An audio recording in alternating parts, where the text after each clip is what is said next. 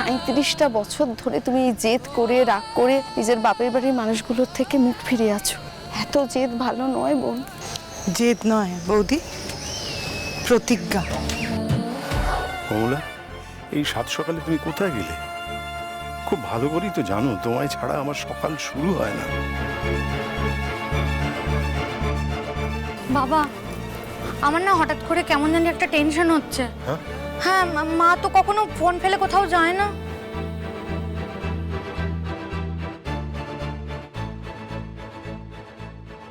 কমলা, কোথায় তুমি? মা গো, সম্বন্ধটা ঠিক হওয়ার পর থেকে পল্লবী সত্যি খুব খুশি হয়ে আছে জানো তো। জগৎজননী মা আমার, তুমি তো সবই টের পাও। খুশির খবর যেমন রাখো তেমন এটাও তো জানো যে অত ধুমধাম করে বিয়ে দেওয়ার মতো সামর্থ্য আমাদের নেই মা। এখন তুমিই ভরসা মা, তুমি একটা রাস্তা আমাদের বলে দাও। ও মা,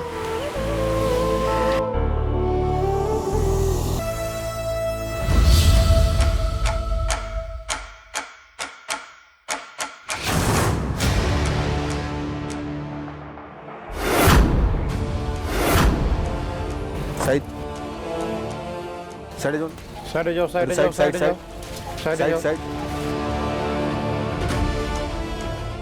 চৌধুরী বাবুর ছেলে না? হ্যাঁ হ্যাঁ, অনিশ চৌধুরী। साइड जान साइड साइड दिन साइड साइड देखिए साइड देखिए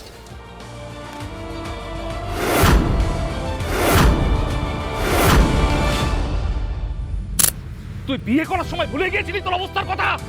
এক্ষুনি এই বাড়ি থেকে বেরিয়ে যা। বেরো বেরো, গেট আউট।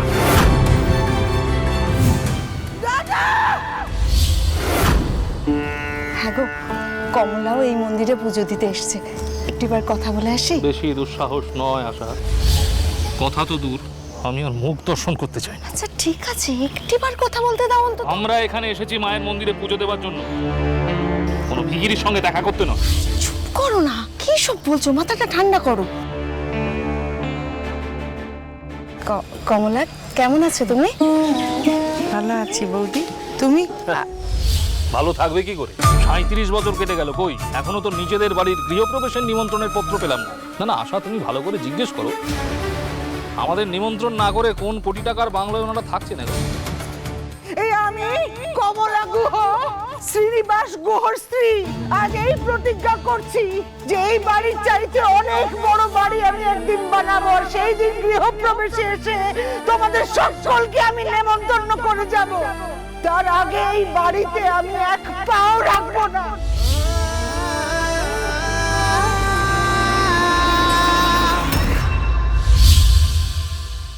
কমলা, এবার জেদটা ছেড়ে দাও না গো। 37টা বছর ধরে তুমি এই জেদ করে রাগ করে নিজের বাপের বাড়ির মানুষগুলোর থেকে মুখ ফিরিয়ে আছো। এত জেদ ভালো নয় বোন। জেদ নয় বৌদি, প্রতিজ্ঞা। 37 বছর পুরনো এক প্রতিজ্ঞা। যদি সেই প্রতিজ্ঞা পূরণ করতে না পারি তাহলে সবার আগে তো আমি নিজের চোখেই ছোট হয়ে যাব, তাই না?